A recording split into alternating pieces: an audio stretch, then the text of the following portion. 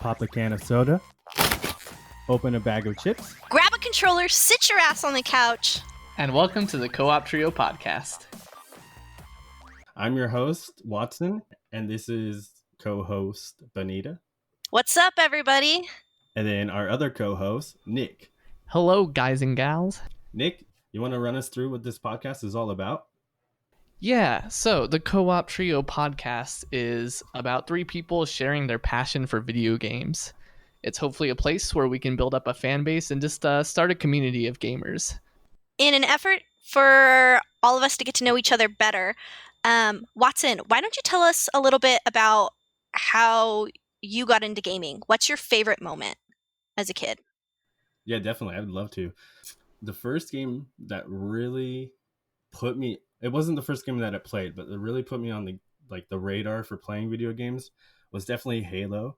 And I'd go with Halo 1 just to start it. But the whole series was really part of my teenage and early childhood. I remember back in elementary, I didn't have Xbox Live to play Halo online.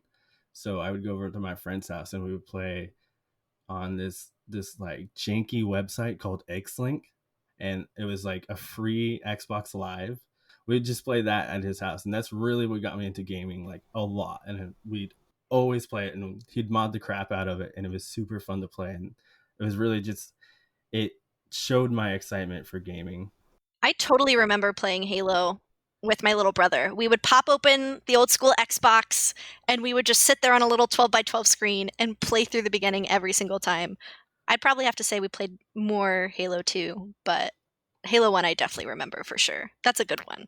I didn't play much Halo as a kid, but I remember this time going over to Chris Rutledge's house and just all four of us would play with golf clubs. And so it would just be like a dueling match of golf clubs between everybody. That's my Halo experience. Yeah, and I definitely played Halo 2 more than any of the other ones. That was definitely my go-to. But just that started out the love for Halo was Halo 1.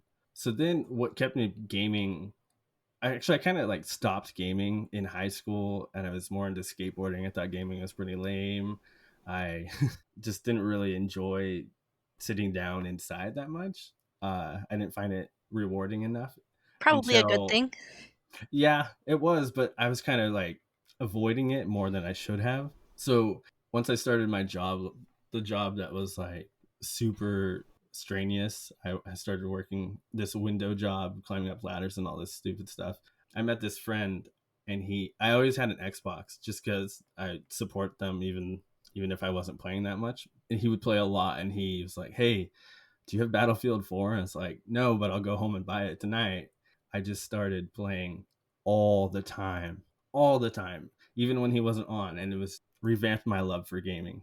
And I enjoyed gaming with that more than any other game that I've played in a long, long time before that. I like that. He reignited your passion for gaming.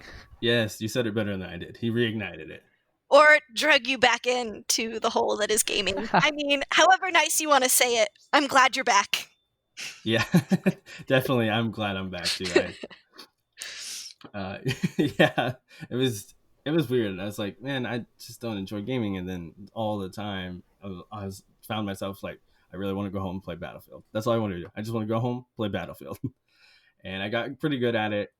And then the game after that solidified my love for gaming. I was like, yes, I love gaming and I need to game a lot more than I do, was Rocket League.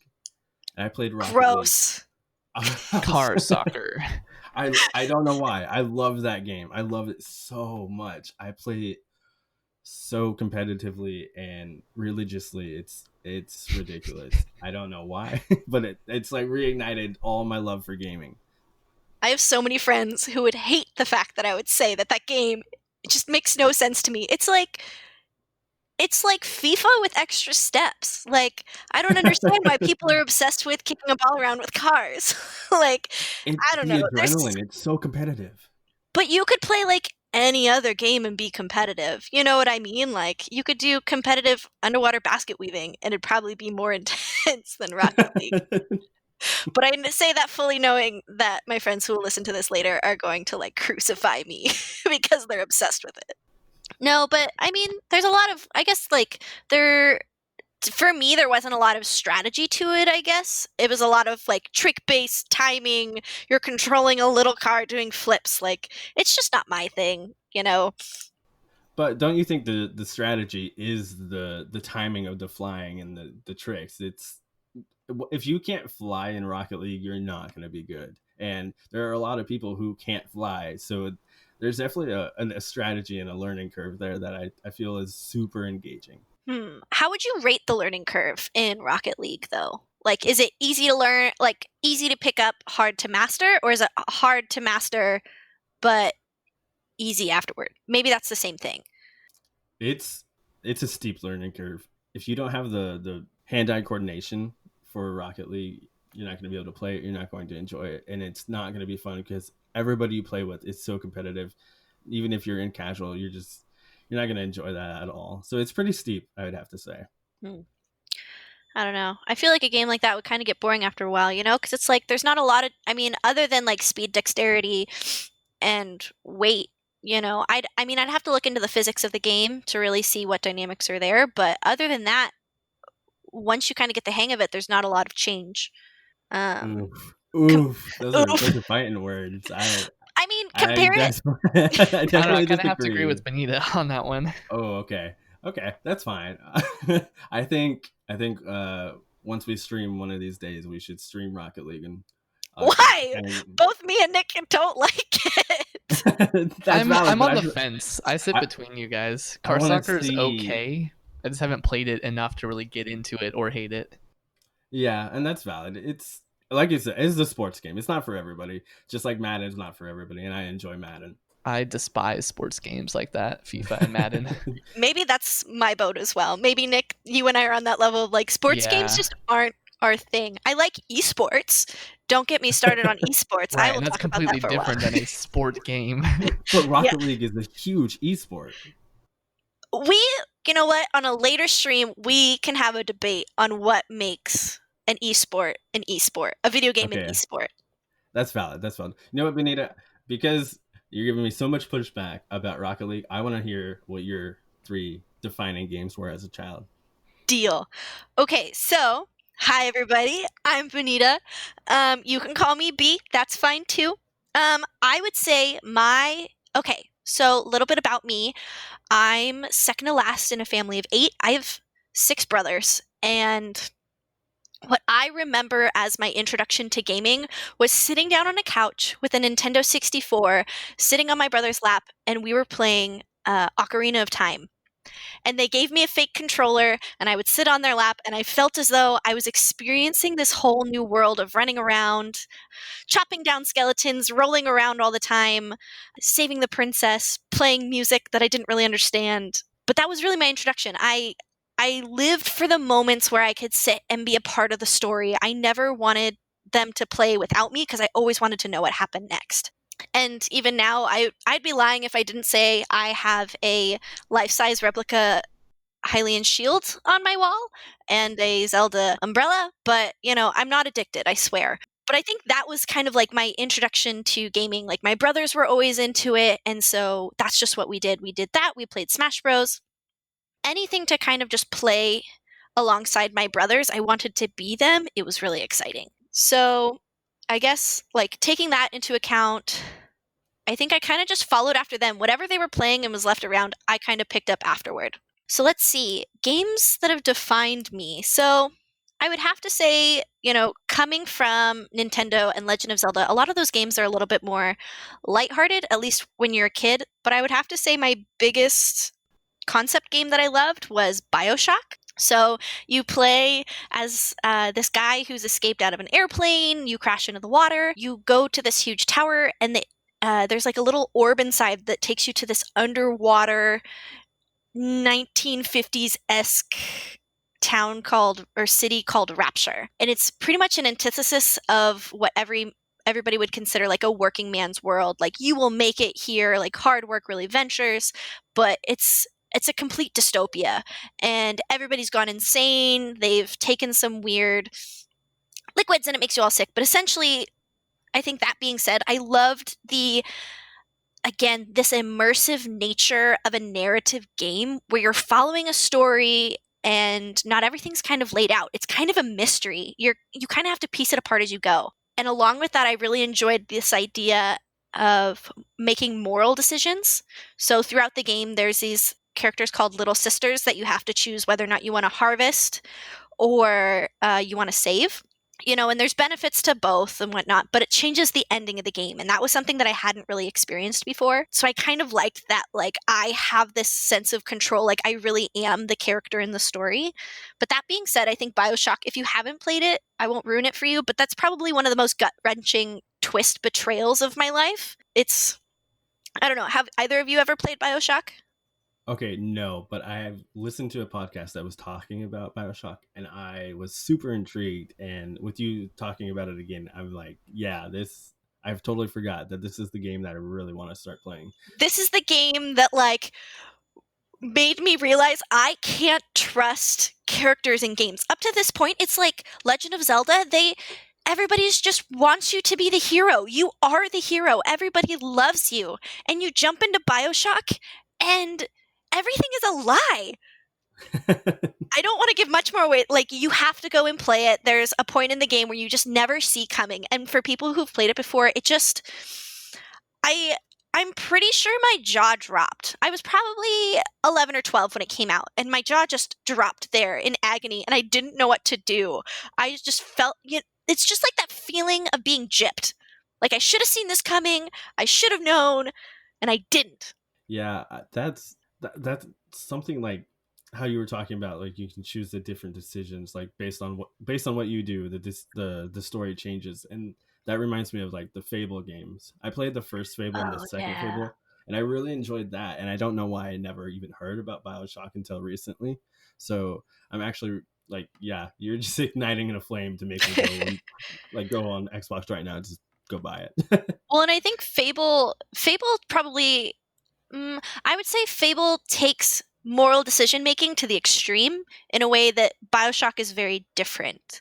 Like, yes, it changes your gameplay a lot, but I feel like in the Fable series, everything you have access to in the world changes, right?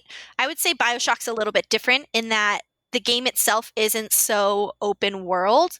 Like, you still have a lot of definitive storylines, but there is a little bit of that give and take change. I think it's a great introduction to moral decision making in gaming. Okay, I'm super excited to play it now. So that's probably my other one that I'll jump off my soapbox of. I love it. The next game on my list is Dead Space. This game is just horrifying. I'm in love with it. I never knew I was in love with horror style video games until I played BioShock with my brother. We picked it up on a whim back in the days when you could just walk down the street to Blockbuster, rent a game for like $5 and walk home and play it that day. Okay, can we just admit really quick that those days were the best days ever? I loved renting games from Blockbuster. I just have to throw that in, sorry. It's probably how I ended up playing a lot of scary games before I was meant to. But yeah, no, it's probably one of the best experiences ever. Dead Space was one of those games that I was genuinely terrified. I think the developers and just the story writers did such a good job of making me feel scared, even in moments where I wasn't supposed to be scared. You're running down a hallway or even walking, and somebody's just telling you, you can pick up video recordings along the way and just listen to people talk. And at the same time, you just have this air that you think you're safe, and then an alien comes freaking flying out of like a mirror somewhere, and it's even I got to the point during that game where I feel like I would just go slowly through every corner, just knowing that this game was prepared to have something jump out at you, whether there was music playing really loudly, like nothing would happen. But in those quiet moments where you think you're safe, that's when like shit would hit the fan, and you're like, shit, I have to run. You never have enough bullets to like kill everything. I think one of the biggest mantras is like, shoot the limbs. And sometimes you just don't have enough to shoot the limbs, and all you can do is run. And that's a totally valid option in this style of game. So that was kind of something that, like, kind of like you, Watson, like I'm a huge athlete. I love playing sports, not as much sport games. But there's something that scary video games, whether it's Outlast or Dead Space or something like that, or Resident Evil, that just really get my blood flowing. It makes for great conversation. It makes for great scares. I just need to play it with people is like my only bottom line. I am not. I just can't stand scary games. I hate being scared, so I try to avoid it. I don't watch scary shows or play scary games. I can't do it. Yeah, scary movies aren't for me, but scary video games are. I think a scary game is the only game I would be stressed to pick up. Like Watson, you talked about being stressed to play Call of Duty. I don't feel that at all, but playing a scary game, I would be stressed and would not want to play that often. Okay, but can we just throw out that you get stressed when Spencer yells at you during Call of Duty? How about that? Yeah, but that's to a much lesser degree, and it only lasts like that round. Afterwards, I'm fine. That's valid. And it doesn't like affect how much I want to play the game, if that makes sense. Yeah, no, I definitely see what you're getting at there. I mean, I don't know if you've truly lived until you've sat down and had to put a controller down because you've just been so scared. Like you just need a moment to like compose yourself before continuing. Well, okay, maybe one of these days we can have like a Friday stream night where we stream You know one what? of these I think that would be so great if we just have. I would love to have one of you sit down and we'll stream that together and we'll have you guys play through it. Watch us poop our pants on our couches. Together. I'm down to do it. I'm down to do it. I Okay. hate things that are I scary. for sure am. Great. I'll give it a shot. Great. So, I guess my last big game on here was probably anything from the Assassin's Creed series. Yes. It's probably I realized in this game, this was the series that I realized open world games are a little bit much for me. I think it was Assassin's Creed Brotherhood when I realized that there was no being the completionist that I am, there was no point for me to spend like extra time going after 700 flags for something that was just a mere wow, kudos, you did it. Like it didn't give me new gear, it didn't give me new anything. It was just a kudos. And that was the moment that I realized like this open world game is just too big. Yeah. But again, I'm a sucker for narratives. I'm a sucker for cool characters who have swagger and just have like impeccable talkback routines. They're funny, they're intriguing. Maybe you don't want to be them because they could be a bad person, but maybe you just want to you just enjoy following the lifestyle of that character. You know what I mean? And I think Assassin's Creed totally gave that to me. I enjoyed the idea of stealthily jumping on people and doing it wrong and having to run across the city to hide. You know, like it was exhilarating in a way that horror games weren't, but I also enjoyed the history. I think the way I got into Assassin's Creed was actually my history teacher was giving out culture credit points to anybody who played a historical video game and talked to him about it. What? And when I was in the best teacher ever. Right? When I was a sophomore in high school, I was like, this is an excuse to play video games. I'm not going to pass up on this opportunity to skip out on homework and actually play video games. And so that's what I did. And I actually learned a lot about Roman culture, Roman history, you know, and I thought the game was really well done. Like, I think a lot of the what did I read? I read an article once where a lot of the concept designers for Assassin's Creed actually went and took panel by panel pictures of the entire city so that they could render it. Yeah, I actually saw that too. I saw that article. I don't remember where, but it's somewhere. Yeah, but they rendered it bottom to top, and it was really cool for me to be like, wow, I actually don't have to go to Rome to experience this. I mean, I still want to go, but I don't have to now. Right. So yeah, I think those are my kind of more I think if I could define my experience out of those games is I love narratives, I love moral dilemmas, and good character design and storyline development is really important to me. Nick, you've been super quiet. Tell us about you. I have. I know you have opinions and you're being so I do. It's just so hard to jump in with them. No, I just talk a lot. You got this. I believe in you. Tell us, what makes you, you? So, my biggest gaming influence has always been my dad. For quite a bit of time, he had been like a big WoW gamer.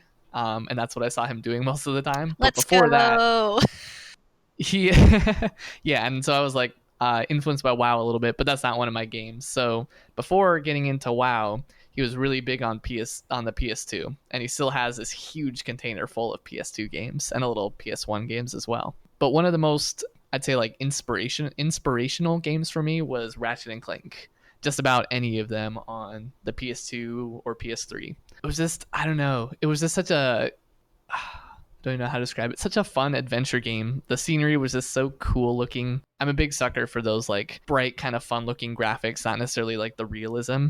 I love the humor in the Ratchet and Clank games. Most of it went over my head as a kid because it's kind of like edgy and inappropriate, but I still thought it was hilarious anyway.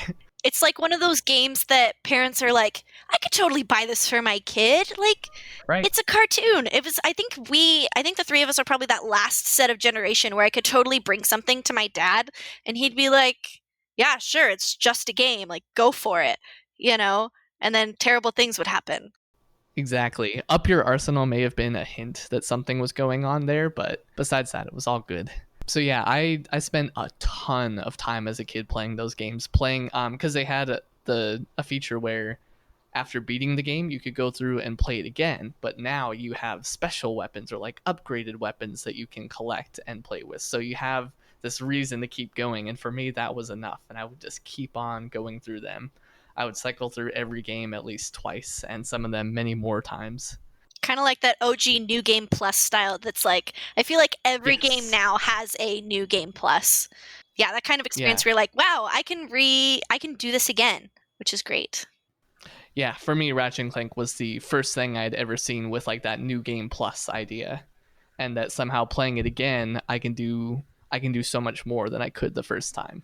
But the next really influential game for me was both Star Wars Battlefront games, the original ones for the PS2. Those were a blast. I loved those. That was Ratchet and Clank was my big single player experience and what I will always like more, but Battlefront was my multiplayer experience. And so some of my favorite moments are either playing that game with my dad or playing that game with all my cousins using the big block where you plug in all the extra controllers, the PS2 hub. Yes, I had that as well. Yes, I still carry that thing around. Yes, I love that. Oh, geez. I never played Battlefront. It's an amazing game, especially Battlefront 2, where you can also play as the Jedi characters or other special characters. But I would spend so much time just like challenging myself in different ways. Like I knew for every map which team had the advantage, and so I would sometimes play on the advantage side for fun, but then I would play on the disadvantage side and see what I could do. And just like what other weird ways I could challenge myself by playing like sniper only the entire time, which is kind of a losing strategy in Battlefront. Did 360 no scope exist back then, or did that come later with like Call of Duty and things like that? I feel that like definitely that was came more later. Halo. That was a pretty Halo thing. Was it more Halo?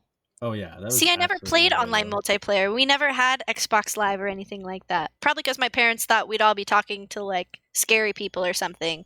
But then again, I didn't really have not a lot of boys really wanted to be like, oh yeah, come play Battlefront with us. You know, it was more like, ew, you're a girl. So Battlefront, Same. Awesome. One of the reasons I really like Battlefront a lot is it's not like the typical shooters nowadays. And to a point, I don't necessarily enjoy modern shooters just because of that like high competitive level, and it's all about like the quick reflexes, which I'm not super good at from a gaming perspective. But I just always enjoyed Battlefront because I felt like it was more about the strategy and placement of troops, and you were just fighting against AIs rather than a lot of other human players, which I just never really enjoyed much as a kid. I think that's because I'm too much of a casual gamer. That'll do it for Battlefront. And then I'm going to say my last one, which is my introduction to Legend of Zelda. Actually, my first Legend of Zelda game was The Phantom Hourglass on the DS. Ooh, I remember playing that game. So good. Oh, I can't believe you're another Zelda fan. This is great. Yes. Yeah. I'm kind of wondering if like the DS Zelda games are like the ugly duckling children of the Legend of Zelda franchise, but those were my first ones and I loved them. It's okay. I won't hate you for it. But nice. I remember playing Phantom Hourglass. I actually had a lot of fun with that one. Yeah, I loved it.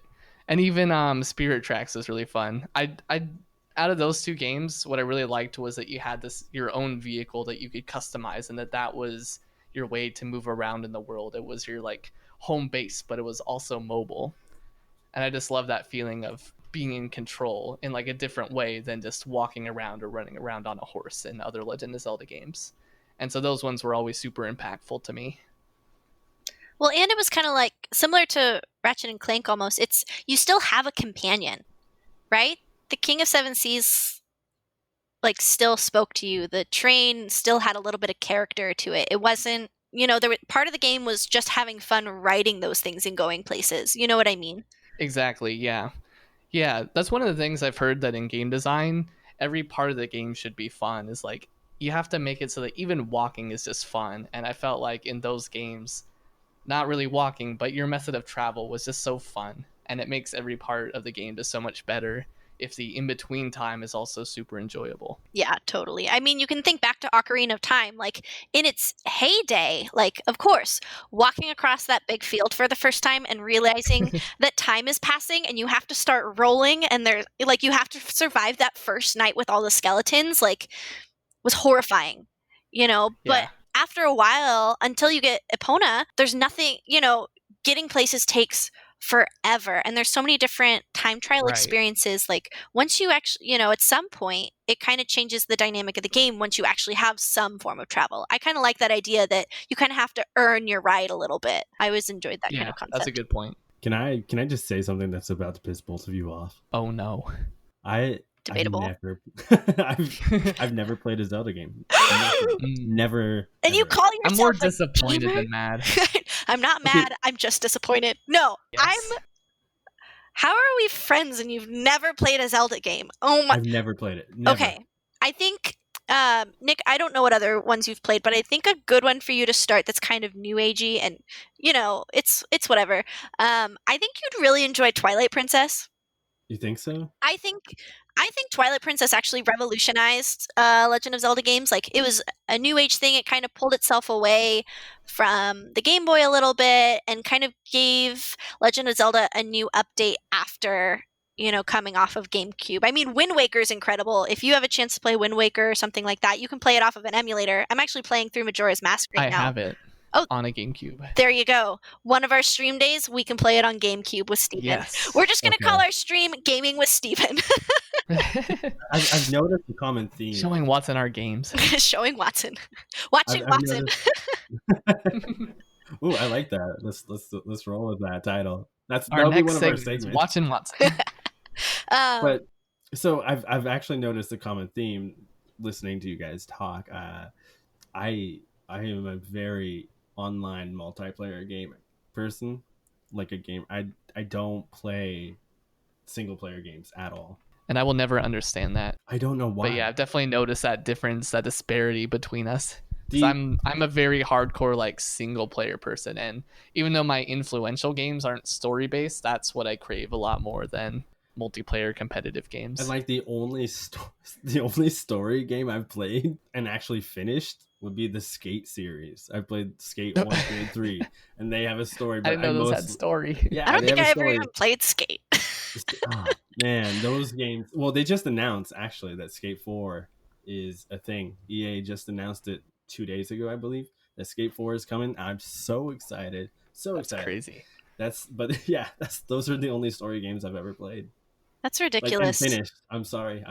I'm a online gamer. I play with friends, and when I don't have friends to play with, I don't play unless it's Skate and I'm playing online with other people. That's so crazy. Maybe this is really good that we're a little bit different. Like, I'm exactly in the middle. I love story-based games, but I crave playing with other people. I'm always striving to do something with others. I think that's how I got into stuff like League of Legends or Dead by Daylight. Like, anything that I could kind of mess around and coordinate with other people is really fun to me. I don't know. There's something about cooperative gameplay that's always really fun. Not as much like shoot 'em up Call of Duty games. I mean, I've tried them. I'm slowly dipping my feet into things like Siege and stuff like that, but okay, we need to talk about Siege on a different podcast. on a different day. On a different episode, because I really enjoy Siege and we should definitely play. We can talk about that on a different day. That's fine. I actually had a lot of fun with Siege as well. Oh my gosh, you guys, we could play Siege together on Steam. Let's do it. Welcome to our next segment, Watching Bonita. Booming with B. Let's go. No, I'm kidding. Let's not do that. That's really interesting. I like that we all kind of have these different backgrounds of gaming, and it kind of defines who we are, and yet we all still really love doing different things. I think that's really dynamic and really cool. Yeah, Um, I enjoy that as well. That's kind of like why I was really excited to get you on board with this podcast, because I know your dynamic range with video games, and I know what Nick's is, and I was like, if I started a podcast on my own, it'd be Skate and and Madden, and nobody would listen. and FIFA plus Oh yeah. cars. No, So totally. We're happy to be here. yeah, it's nice that you guys are here. So now that we've talked about games that like have defined us as people, really quick, I want to know, what are you guys playing right now? Okay, right now I have been playing Call of Duty, and I've been playing Call of Duty actually with Nick and his dad. But With me. yes, there's a game on my radar right now that I actually really want to pick up, and it's called. I think I already told you about this. Nick told this to you already. It was Minecraft Dungeons, which what I've heard from it and what I've seen of it is just a Diablo skin, basically, but like with Minecraft. It's a total Diablo skin, but I've heard great things about it. Yeah, It and looks really cool. it looks fun. It looks enjoyable. I'm really excited to give it a shot. That's actually something I'm going to be picking up this week. Oh, nice. I think you can get it on shameless post for Game Pass. I think you can get it on Game Pass for free if you have Game Pass. But I think if you oh, that's a good question. Are you a PC gamer or are you a console gamer? I am definitely 100% console.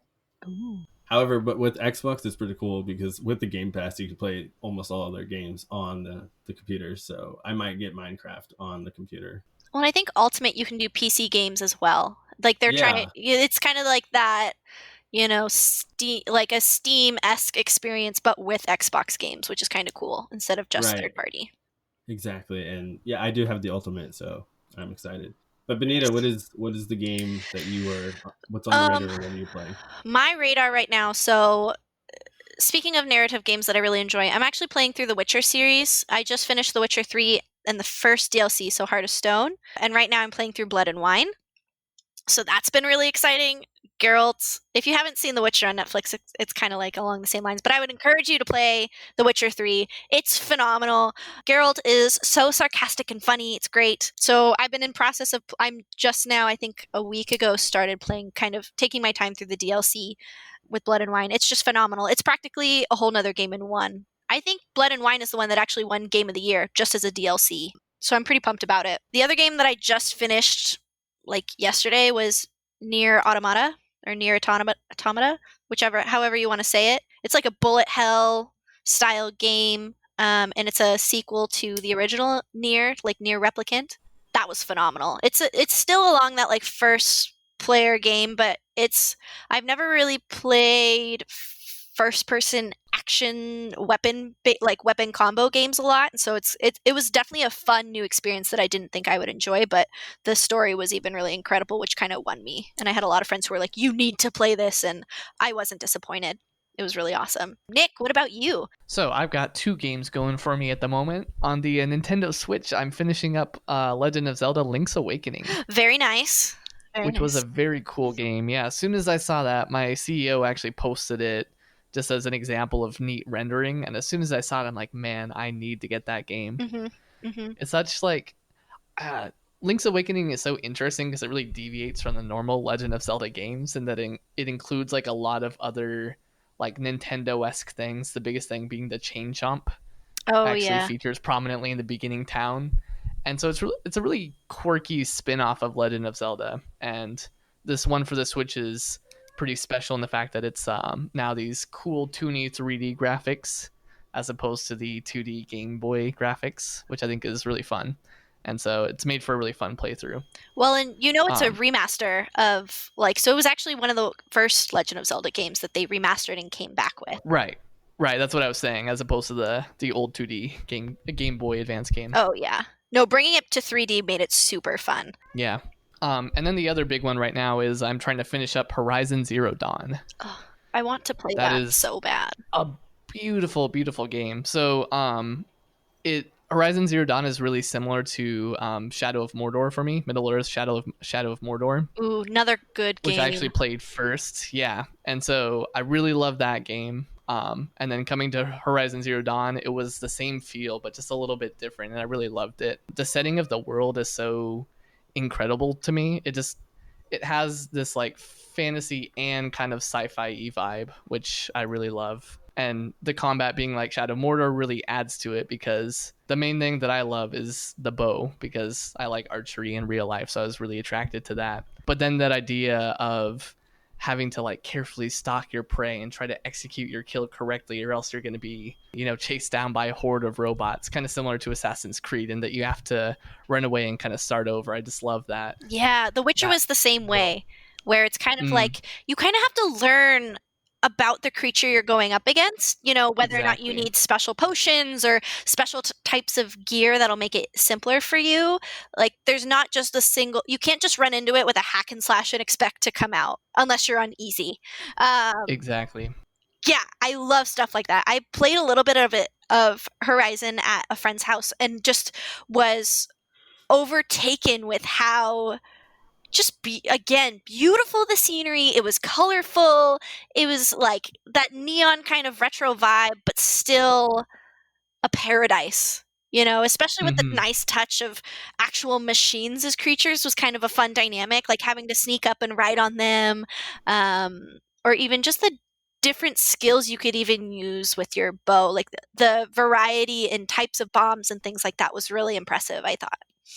Yeah, and I find it, from a story point of view, what I found really interesting was how they actually formed like this religion aspect of the story around robots, which feels like these two very opposite things, but I love the way they merged that together.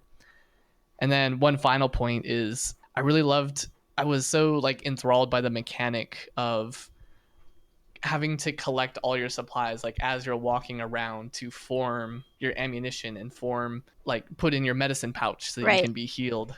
Like you're actively building your arsenal while you're fighting enemies, and I love that. Yeah, resource gathering is definitely an interesting concept that I've seen more and more as you get into like these big open world games. I'm always in the middle of whether I wonder if there really is a fine line between like the perfect amount of foraging. This is a nuisance. Like, I never know what that boundary is. In some games, I feel like, oh my gosh, if I pick up another one of these items, like it's pointless. Or versus, I never can find this ever. It ruins the game almost if I can't, like, if it's almost too scarce or too abundant. Like, it's pointless for me to collect things.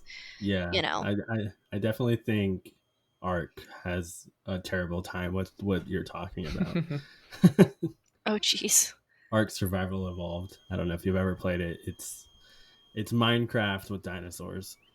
I tried getting into it. It kind of had, and maybe we can talk about this another day, but it kind of had a Rust feel for me. Like, I really don't like resource gathering. I think it's like a mobile game time waster kind of feel. Like, I don't want to spend an hour and a half hitting a tree. Like, I would rather be running down a road in World of Warcraft, in vanilla World of Warcraft, not knowing where I'm going, instead of hitting a rock against a tree for 3 hours. Like, wow, that is a different form of time wasting.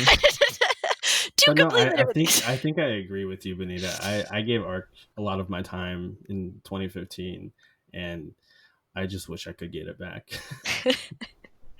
Yeah, we can talk about it in a later show.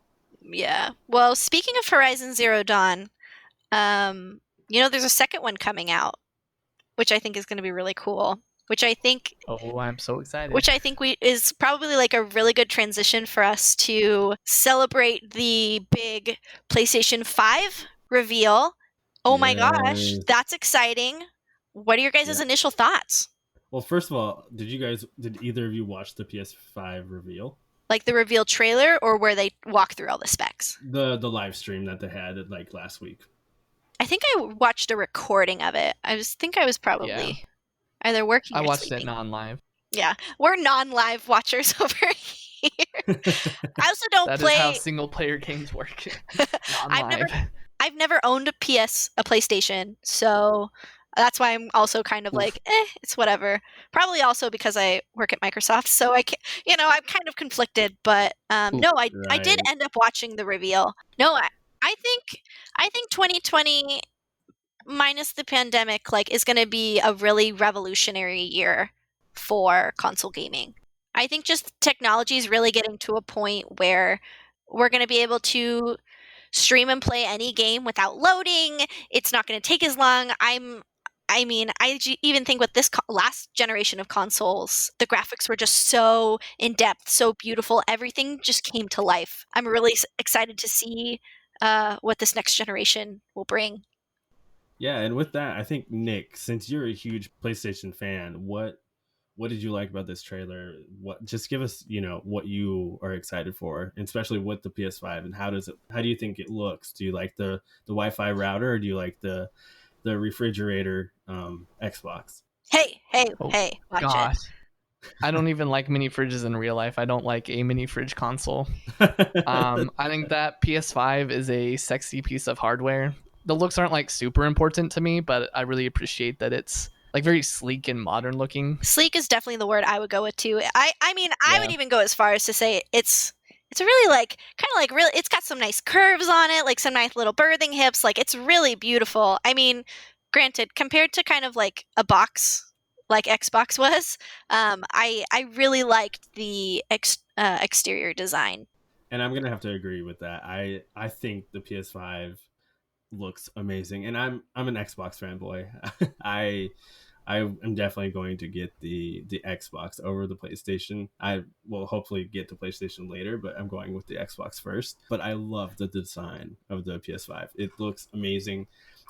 It's futuristic is what's something I really like about it. It wins in looks by far, but the issue I have with it is the specs are not as good as the Xbox, and that's something that kind of bothers me. Like as we're going into this new generation, like what Benita was saying, and then they give us something that is behind a little bit. Obviously, it's 10 times better than what we have now, and it's on par with the Xbox. But why would you want to go and have yourself start out behind on the Xbox? And I don't know if you guys want to say something to that. Yeah, I don't know. I was surprised that the specs were so much different. I won't say this as an excuse, but just a thought that I tried to do a little research and I did see that the style of the hardware is different. Like it's not, the same chip, but just at a lower speed. It's fundamentally different hardware. Yeah, And I would like to call into comparison the Intel like 8th gen versus 7th gen. Like there was a huge speed drop as you moved generations, and yet the new one was still more performant, which I found very interesting. And so I still have hope for the PS5, but I am honestly a little disappointed by that. okay, yeah. But I mean, even examining the specs as a whole, it's actually pretty similar across the board. I mean, I think overall it's going to be neck to neck. It's really going to come down to, at least in my mind, like how much everything is, like what they're really going to do. I mean, that was the problem last year, right? Xbox came in at such a low compared to the PlayStation 4 Pro when it came out, just because it was more affordable for the experience that you received. But I mean, even from a processor standpoint, like you're still going to get variable frequencies that are kind of ranging anywhere between 3.5 to 3.8 gigahertz. Like it's still going to be a pretty great gaming experience, I think, in terms of just power. It's pretty incredible. I'm really curious to see like what games can actually fully utilize that. Like on what games will it actually make any kind of noticeable difference? What games will actually benefit from being played in 8K? Like what no TV I think there's only one portable TV right now that even possibly streams in 8K. Like I Yeah. see the future goal, but at the same time, like I don't know. I'm kind of getting to a point in my console generation experience. Like these feel like mini computers, and I already want to build a PC. Like I'm kind of torn, I guess. And I mean, I enjoy 4K as it is. Like technology is increasing, but really I want to see less loading times between screens. I can't stand like waiting loading screens for Red Dead Redemption 2. I feel like I sit there forever, Oh with yeah, every new oh change or yeah. something. It just like it stops me from really being invested in the story. I do like kind of the more entertainment route that both consoles are taking, especially with the PS5. Like I enjoy that they're bringing, I mean, I guess the Xbox is bringing it back. I don't know much about the PS5, but they're bringing back an actual external drive so that I can actually put CDs in or DVDs in to actually like watch movies and things like that, like a little bit more multifaceting. Well, with that, doesn't the PlayStation the PlayStation has two different models, the one with the CD drive and the one without, where it's just a streaming service. Right. What do you guys think about that? I think that's very interesting and really cool, but I don't know if I would ever solely just buy a non CD version. I mean, Nick, maybe you have a different opinion from me. I think a lot of companies are trying to go the route of minimizing product loss. And maybe this is a question that kind of strays away from really addressing how great the PlayStation 5 is going to be. But I think a lot of consoles are trying to get away from like if I buy a game, I can give it to my friend when I'm done. But, downloading Animal Crossing on my Switch, like I can't give it to anybody when I'm done. I can't take it anywhere. There's not a lot of mobility for me to kind of get a resale value out of it as a consumer versus having a CD drive. But I don't know. I think being able to have an online store and having things automatically download, I would like to have much more of a kind of like a Google Stadia experience where it's kind of like on a cloud where I can just immediately start streaming the game after I buy it. It's kind of instead of waiting. I mean, we have to address like at least PS5's coming in with some backwards compatibility so you can actually play, continue playing some of the older games as well, which I think will reduce overall sales. I think it just makes it more versatile as a whole. Yeah, and for me, I like owning things, and when I buy a digital copy, I feel like I don't own that because technically you don't. Like it could be gone at any moment. There's nothing you can do. But if you have that hard copy, it's yours. And if it's a game that you can play offline, you can play the story or whatever. Well, the internet's down or something. So that's one thing that I'm worried about with the future moving the way it is. But I'll adapt. Yeah. Yeah, I feel like I don't know, getting old when I say that, but I definitely echo that sentiment of like, I want it on a physical thing that like I myself possess. After hearing Apple talk about how they own the phones, we don't really own the phones we buy. It makes me want to hold very tightly to the idea that once I buy something, I own it. Not feel like these companies are trying to monopolize more and more of the things that they're loaning me, I guess. Absolutely. Especially with But these subscription okay. models, right? Mm-hmm. Like, I mean, I actually think it's ingenious and they should have been doing it sooner, you know. Um, but at the same time, it's just less opportunity to own things. I just like the feeling of having a game library that I can show off to my friends. And in the event that somebody's never played something before, it's one of my greatest pleasures to be like, let me share an experience that I loved with you. Like I want to be included in somebody's experience in gaming. You know what I mean? Like I want someone to feel the utter betrayal I felt in BioShock. I want someone to feel the fear I felt in Dead Space or Resident Evil Revelations and things like that. Like I want to experience again, I just want to experience that with people. I want to be a part of their journey. And I think having hard copies of things kind of helps again kind of define where I've been as a gamer and where I'm excited to go next. See, and I like what you're saying. I do like the Netflix of video games. I enjoy, going on to the Xbox Game Pass and be like, oh, they added this new game that I probably would have never played if it wasn't on here for me to download and Or just start maybe I playing. didn't want to spend $60 just to try it out to see if I liked it or not.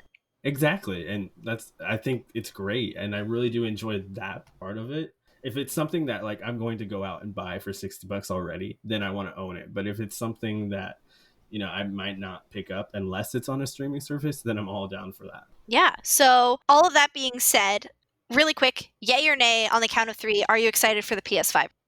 1, 2, 3. Yay. Yay. Yay. Cool. Wow. We're all on the same page. That's great.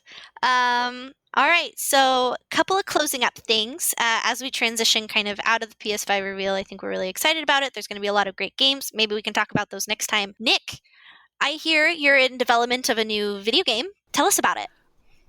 I am. This has been like under development on and off for quite a while, probably like 3 years now, just because I chug along in my free time. And sometimes I feel like I don't have much of that, especially when I'm gaming.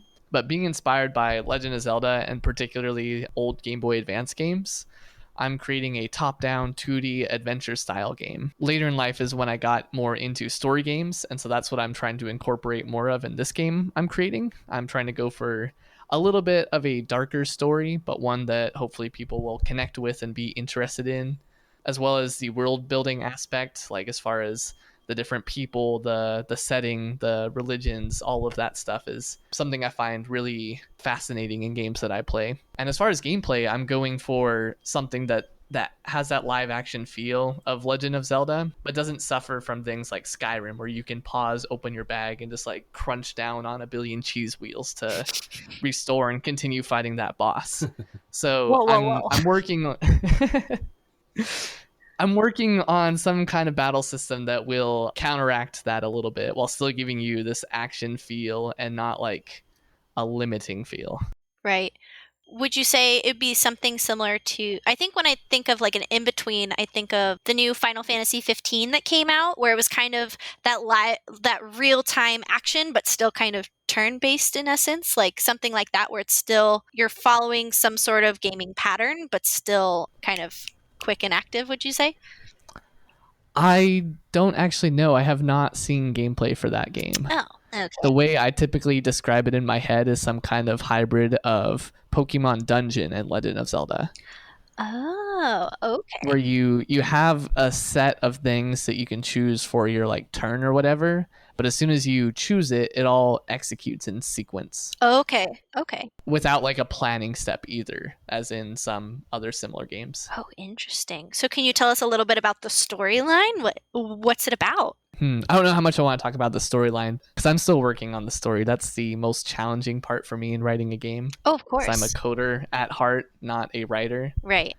But I'd say the story really focuses on this idea of like corruption of like institution versus like the good of individuals. And so one of the main antagonists is this cult that forms around an originally good religion, and seeing how that plays out, as they all do. As they truly but yeah, just looking at the interactions of you with that cult and you with other similar groups or other better groups, and how that affects the world.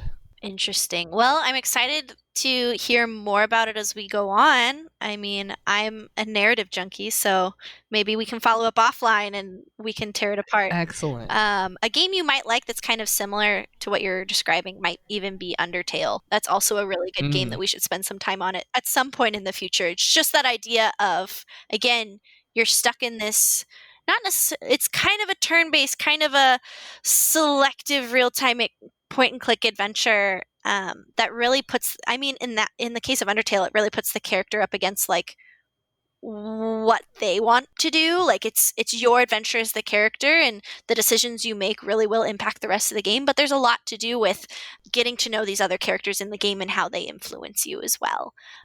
It might be a good, and it's also a phenomenal game. It's received a ton of awards. It's a great indie project game, but yeah, you have a lot on your plate to incorporate all of those big topics. I mean, some of the greatest indie games often do. You know what I mean?